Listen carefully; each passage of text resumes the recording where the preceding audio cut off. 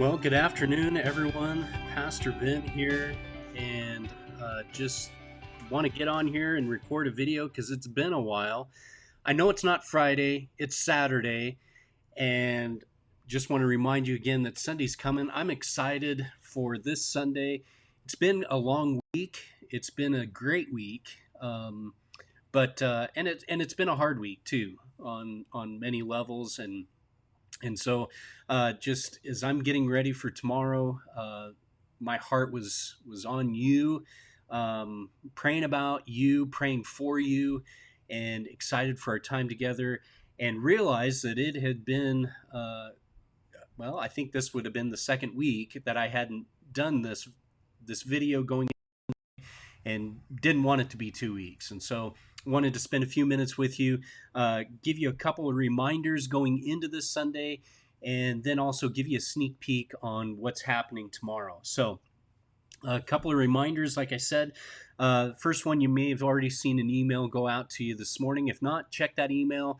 There's some information there regarding the baby bottles for the fundraiser for the Crisis Pregnancy Center that was due on Father's Day, but I know a few of you still have those, and so just want to give you a reminder that those are due.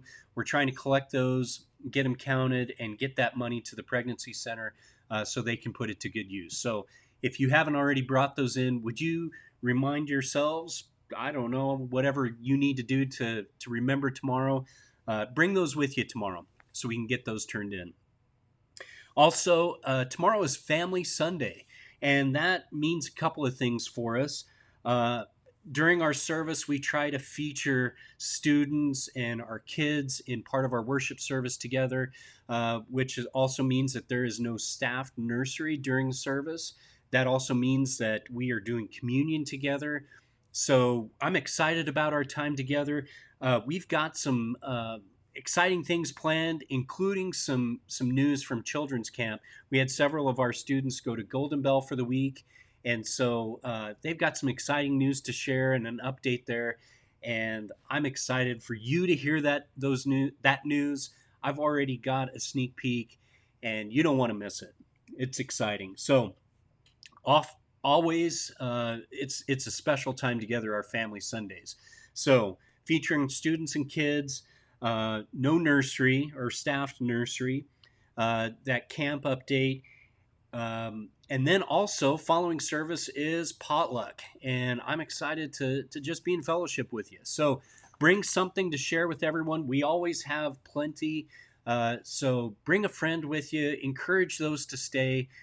We want to spend just a great time in fellowship together. So make those plans for tomorrow. Then now kind of to the sermon update for this Sunday, and again want to remind you where we are, what we're doing, and where we're headed. So show you this quick video, and then we'll talk about where we're going to be tomorrow.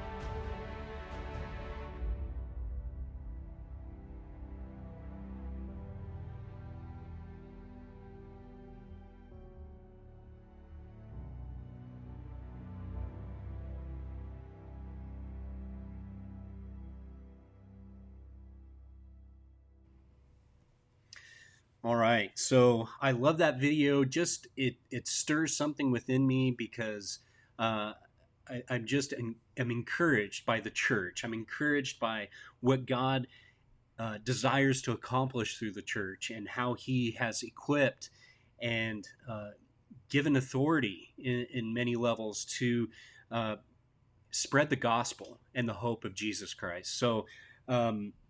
And that video just really kind of reminds me of that. So this Sunday, we're actually going to be skipping a section as we've been working our way through Acts. The section we're skipping is Acts chapter 2, 1 through 13. If you go back to Pentecost Sunday, and our service there, you'll see where we already kind of began our series in Acts, and we covered this section. So this Sunday, we're skipping a little bit ahead. We're picking up in Acts chapter 2, beginning in verses 14 through, I believe I'll stop around 37. That's the plan at this point. And so I'm excited about this section. This is the section where Peter gives this powerful sermon, and by many scholars, it's one of the most impactful and effective sermons that's recorded, and many believe even yet one of the most powerful sermons. There's several sections within this sermon that Peter gives. Peter is empowered by the Holy Spirit as we see that unfold in these first 13 verses of this chapter. And Peter's sermon is in response to what has taken place. Peter's sermon focuses in on the work and the power of the Holy Spirit, what it now equips believers to go forward and do. And so I don't want to preach my sermon here at this point, but I do want to focus in on a powerful section that Peter gives here, beginning in verse 17. And in this section here, this is actually where Peter is quoting a passage out of Joel, where Joel prophesies to what is coming through Jesus Christ. So I want to read verses 17 through 18, I think. It says, "In the last days, God says, I will pour out my spirit on all people. Your sons and daughters will prophesy. Your young men will see visions. Your old men will dream dreams. Even on my servants, both men and women, I will pour out my spirit in those days, and they will prophesy." Now, what Peter is using here, and what even probably Joel is talking about, is that not all believers have this gift of prophecy. What we need to understand, and especially what Peter is addressing here in the New Testament as we move forward, is when we look back at the Old Testament, people relied on Old Testament prophets to hear from God, to understand what God says about certain things, to have a connection with God. And now, because of what's happened here on Pentecost, the gift and the presence of the Holy Spirit now available for every believer, us as believers, in a sense, operate as these Old Testament prophets. We now hear from God directly. We now experience God directly. We now participate with the Holy Spirit through Jesus Christ in the work and the power of what God has set out to accomplish on the earth. So now we are invited into this process. We are now a part of what God has set out to accomplish. And that's exciting. And it's also scary. As Peter unfolds this prophecy through his sermon, we are invited into this process. We are now encouraged to play a role. And this is going to be a reoccurring theme as we work our way through Acts. This is something that Jesus Christ himself has invited us to.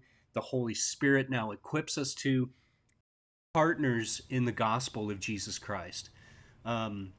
This is a high calling. This is something that we should not take lightly. And this is something that we should participate in fully and wholeheartedly. And it should give us some pause to realize what it is that we are being asked to do and take part in. I'm excited to show the rest of this, or speak about the rest of this tomorrow.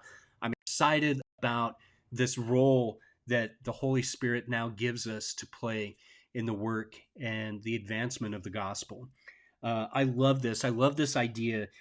I love this call for us that we are to now be this partner in the gospel, that we will now see visions and dreams and prophesy. We've got a role to play, and we've got work to do. And this is what's before us. So I was encouraged by this today. This is just one part of what Peter had shared in his sermon. There are several other important things that we need to pay attention to. and make sure that we are participating in. So that's what I have for you here this afternoon. Kind of a sneak peek into where we're going. Um, like I said earlier on, as I started this today, I'm praying for you. I'm praying for our church. I'm praying for what God has for us and where He's leading us. And my heart for you is that you will wholeheartedly jump into this calling that God has for us, to boldly proclaim the hope and the power of the gospel. If we are paying attention to the things that are happening in the world around us, we need to be bold proclaimers of the truth and the hope of the gospel. And yeah, we've got work ahead of us. So anyway, don't want to ramble on too much from there. I'm praying for you. I'm excited about our time together tomorrow. Again, services, Sunday school is available beginning. Classes start at 9:45. Our English service starts at 10:45. And of course, our Spanish service starts at 9 a.m. So if you can't join us in person, please join us online. We'll be live streaming at those times. God bless you, and we'll see you tomorrow.